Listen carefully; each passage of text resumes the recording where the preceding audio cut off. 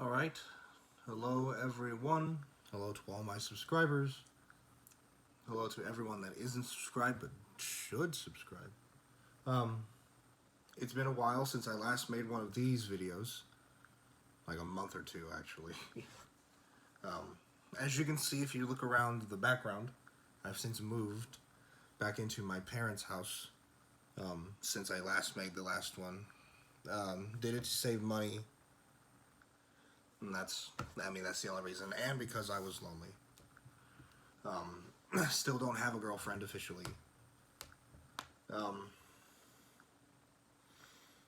it's been a while since I last made one of these videos where it's sort of a vlog rant about my problems, as well as a writing session for the play that I'm writing that I've titled Love is a Stranger.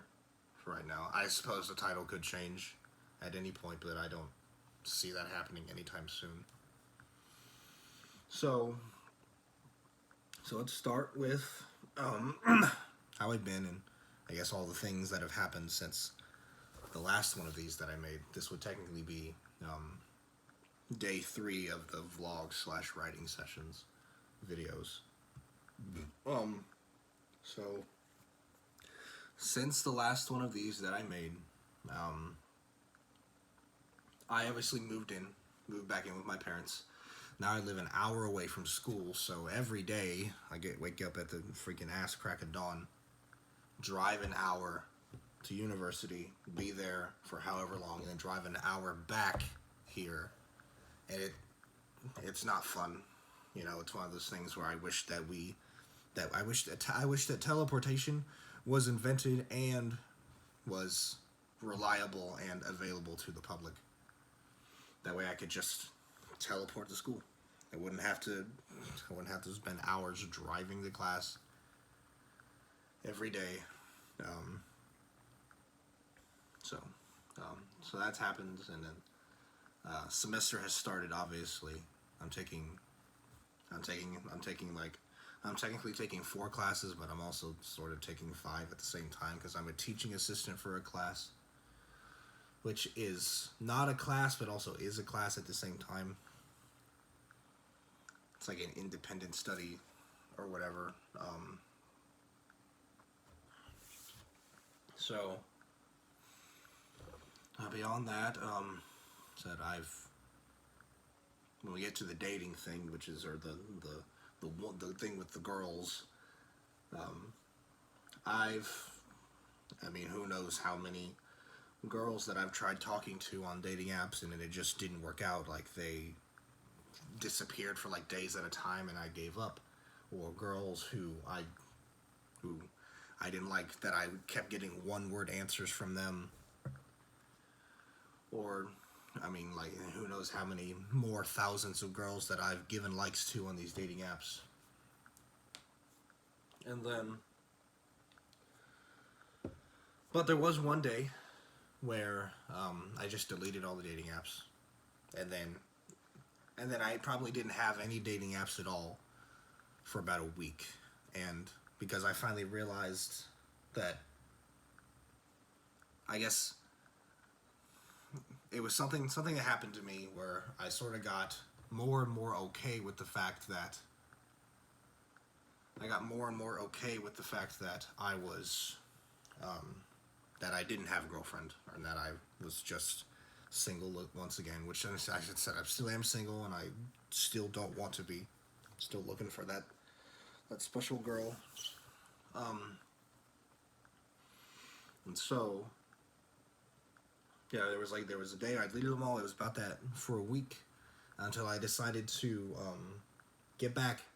So at the time I probably was on like 7 or 8 different dating apps, and it was just, it kept me busy. Like, I would spend a lot of time looking at girls' profiles, and it was exciting at first, but then it just became depressing as I realized that that probably 90% of all the girls that are on dating apps either got drunk and made the dating app and don't ever use it.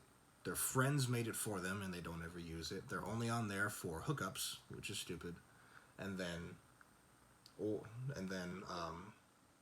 they already found a guy, but they didn't delete their dating profile. And then, lastly, let's see, I was going to say one more. Actually, no, yeah, no, those four, and it's just depressing. Or it's like I guess a fifth one could be these are girls who get so many thousands of likes every single day that they just, I don't know, that they just stop trying so hard, and it's like, I don't know what it is exactly. Like, I wish that I could get fucking 1,000 likes every day. I wish that that many girls were wanting to be with me or something like that. And um, so I deleted them all. But then after like the week went by, I was like, well, I don't want to just give up and stop searching because I am still lonely. So I got back four of the ones that I thought were the best, which were Coffee Meets Bagel, which is a non-swiping dating app. So you get less matches, but they're like better matches. So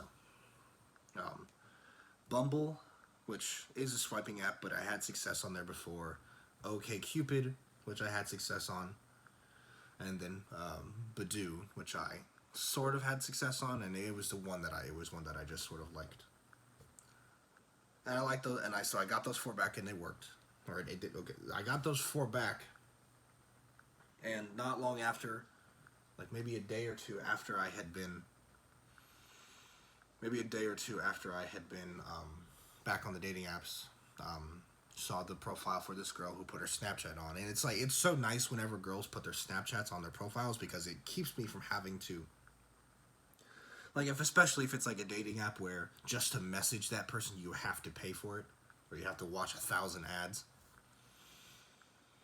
Just you said so that's why whenever girls put their Snapchats on their dating profiles or their social medias on their dating profiles, it's a lot easier for those girls to connect, for guys to connect with those girls or whatever that girl might be looking for. So, girl on Snapchat, really pretty, and it's not even just the fact that she was pretty; it was the fact that she was looking for a long-term relationship like I am, and that was the ultimate great sign for me. So I add her. Some time goes by. She adds me back. This is the thing I've noticed as well. I always send a really good, thoughtful, long intro message that I just put a bunch of things out there, like this is who I am, this is what I like, this is what I want to do with my life. And then they always give back like fucking one word or one sentence answers, and I'm just like, you could fucking spend more time trying to do this. You could spend more time trying to get to know me if you're really serious about having a relationship. So, but her and I started talking. We talked for about a week and a half or a week, and then I asked her out on a date, and she was like, "Oh yeah, sure, I'd love to go to dinner with you." And so, so we got to the day. Oh no, guess what? Something came up. We're gonna have to reschedule. I was like, "Oh, that's fine. Sure, we can definitely do that." Then we keep on talking. I can feel that we're getting closer, and I know that she likes all the compliments that I give her, and and I know that she wants a long-term relationship. But when I asked her about it, she said yes, that she does, but she doesn't know if she's exactly ready for one yet because she's been hurt in the past by her former boyfriends because just things that have happened, and I get it. Same thing happened to me too. My last girlfriend cheated on me with two people. I don't know when it happened or how often it was happening, but it was just one of those things. And I think when I think about it now, I think I'm more upset at myself for not being angrier in that situation. Like, she deserved every single name that I should have called her. She deserved all the insults that I could have ever thrown at her. Maybe I should have fucking trashed up her apartment for all I know, because I mean, she like moved out. She moved out or something, like literally a week after we broke up or something like that, because I know that she didn't like staying there because of her neighbors that lived across from her were mean people. And she just deserved, she's like people who cheat don't deserve happiness. They deserve to be thrown deep into the pits of hell where they should rot for the rest of eternity. And that's how it is. If you don't want to be with somebody anymore, then just fucking break up with them. And that's literally what I told her. I told her, if there ever gets to a moment where you decide that you don't want to be with me anymore, you better break up with me before you cheat on me. And I told her that. And then she fucking did it anyway. Because she was just fucked in the head, apparently. And so now I'm talking to this girl, and I really like her. She's so pretty, she's funny, she's driven, she's getting her higher education. She's really close to graduating, actually. We went on a date together. Every last second of it was amazing, except for the food that I got at dinner. We ate at Cracker Barrel, and that was the worst steak I've ever had in my entire life. Which I guess you could say that my first mistake was ordering a steak from Cracker Barrel, which obviously not a mistake that I'll ever be making again. That thing tasted like a fucking shoe.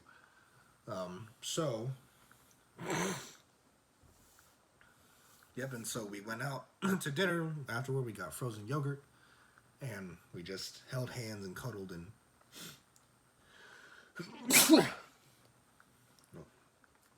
oh gosh, might be another one. We held hands and we cuddled, and we just spent the whole night together, and every last second of it was amazing, and it was just, I just want to do it again so bad. I want to do it again so bad. And so we just kept on talking, and, you know, I ask her how she's doing, how her day is going, how school is with his, and how work is. I try to ask her thought-provoking questions to get, like, a nice conversation going, and, she's a bit awkward. Like, she's not super great at texting, and I know it's not personal, and I think that she really likes me, because she obviously must be if she's willing to go on a date with me and then still continue to talk with me afterward. And right now we're trying to plan our second date. And so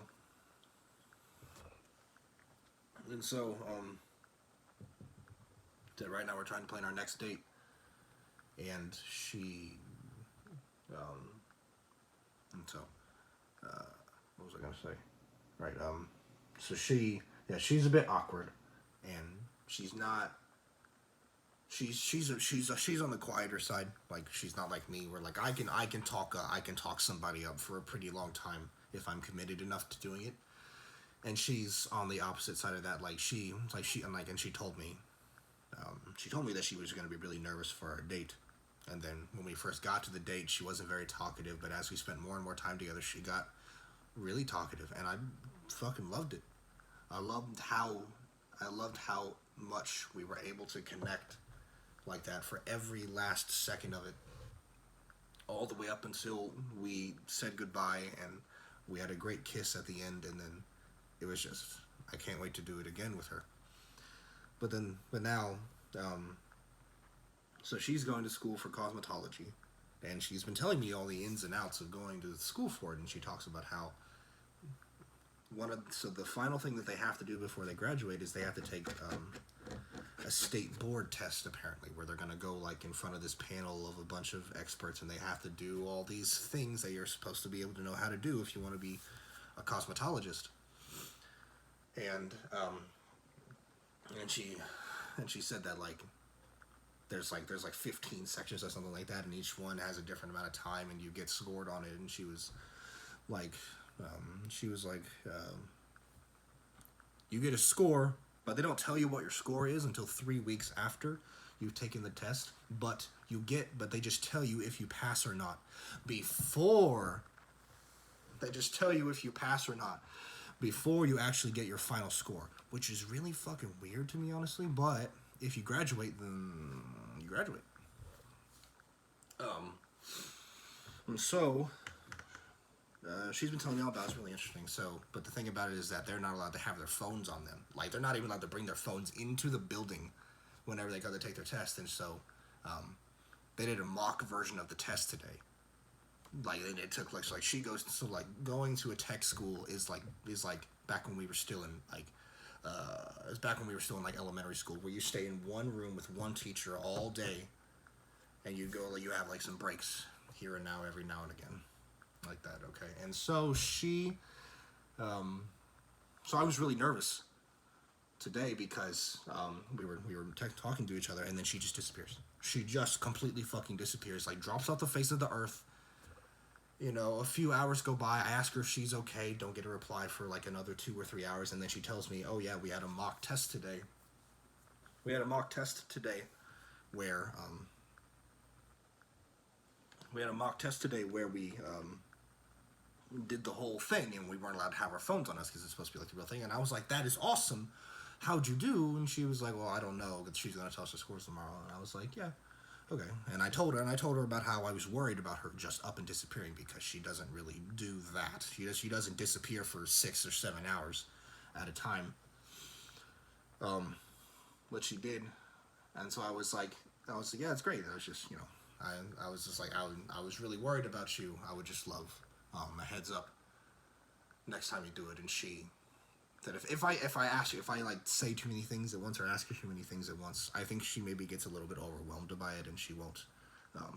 She'll like pick one thing to answer. So she didn't explicitly say that she would give me a heads up next time that she was going to be disappearing like that. And so I don't know. It's just one of those things. It's one of those things where it's just like I'm still getting used to the way that she is. I'm still getting used to the way that she talks and texts, and I'm still getting used to the amount of time that it takes her to text me back. Because like I text back instantly. Like the moment, like I have my phone on me at all times of the day, and I'm checking it constantly for texts from my mom, my dad, my family, phone calls from possible job positions, emails on my phone, and so, and now especially messages from her, because I don't want to miss any of her messages and make her think that I've become disinterested in any way. And I try so hard to, like, I'm committed to making something real out of what we have. And I said, whenever we go on our next date, if it goes really great, I want to ask her, what the two of us are at that point. Like, if she thinks that we're at a relationship, or if she thinks we're at a point in our relationship where we really are boyfriend and girlfriend, or if she needs more time. Because, I mean, I said, I'll be perfectly fine with what she says, and I'll respect it. And I want us to be boyfriend and girlfriend, because I haven't connected with anybody in the same way that I've connected with her in months now. And so, that's just, I mean, probably not since my second girlfriend. Because, like, my third relationship was the most fucking loveless relationship I've ever had. Like, she lied to me about everything. She was just the worst. It was just a bad relationship. Like, if I could take back that relationship, I probably would. Like, if I could go back to a point where we had never met, I'd be fine with that. I'd be perfectly fine with that. So the way that it is now, lost my train of thought. But I guess so. Long story short, I wasn't very good, but now I'm a lot better. Now that I'm talking to her, and she's amazing. Like I said, she's so pretty, and I'm still just trying to get used to her personality. And I'm trying to swoon her and compliment the shit out of her every single day and make her feel good about herself. Because I don't want to. Because it said and I noticed that, like, a lot of girls, or a lot of people in general, not even just girls, guys as well, when you've been through a lot of relationships, whether or not the relationship ends good or bad, you always walk away from that relationship changed somehow, and usually it's not for the better. Like, at the end of my first relationship, I was destroyed. I would lay in my bed and I would cry, and I wouldn't want to talk to anybody, and I couldn't wrap my mind around why it happened when I thought I did nothing wrong. I couldn't wrap my mind around why she thought drinking so heavily was so much better than what we had. And it destroyed me. My second relationship was good if you get past the fact that she was just too argumentative about everything. Like, if I had gotten over that, her and I would probably still be together, honestly. Like she loved the shit out of me. I loved her for a time, but then I lost interest because I'm the one that broke the relationship off. And then my third relationship was just a complete fucking disaster. And so, I've been hurt in the past. I got hurt from my first relationship when she broke up with me out of the blue. What I thought was out of the blue. I didn't feel good breaking up with my second girlfriend. Like, as someone who's been on both sides of that table, it doesn't feel good no matter what side you're on. The third breakup was the easiest, but I don't really know why, because I don't know why I was so not upset I don't know why I was so not upset when I found out that she'd been cheating on me, and maybe it was because I'd already come to terms with the fact that she probably would, and yet I was stupid enough to not get out of the relationship. And maybe it was because, and she was the kind of person where maybe it was because I was afraid that she would harm herself or kill herself if I got out, which is toxic. It's toxic as can be. And so this new girl that I'm talking to, she's been through the same sort of things. She's been hurt in the past, and I have to try so hard to be gentle with her and not be too straightforward or too strong, because I don't want her to force her into anything that I don't think that she would want or that she's ready for, because that would just make things worse. That would push the two of us further away from each other, which is the last thing that I would ever want. And so like, in talking to her, and she knows that I want to be in a relationship with her, and I think that she wants to be in a relationship with me, but I think that I think that something's holding her back from going all into it because she's been hurt in the past. And so I told her about a week ago now that it's a thing that I try to put out there. It's that I don't want to just say that I'll be better than all the guys that came before, because I know that she's heard that 1,000 times, and that she's been lied to 1,000 times by those same guys who said that before me. And so I told her, I said, I want to tell you that I'll be better than all those guys who came before, but I don't say that because I don't think you'll believe me. So, not only am I going to say that I'll be better than all those guys that came before, but I'm going to prove to you that I'm better than all the guys came before. And I'm going to do that by buying you 1,000 gifts, taking you to 1,000 places, giving you 1,000 kisses and hugs and all the other things that I think that you deserve, because you're amazing. And I know that she really loved hearing that, and it made me happy to know that she loved hearing that. So this was part one. This was just the vlog and the rant. I will get to the actual play in part two. If you guys enjoyed this video, then please remember to leave a like, comment, and subscribe to my channel to see more of my content. It keeps me motivated to make more content just like this, because I know you all seem to really like it. Until next time, bye!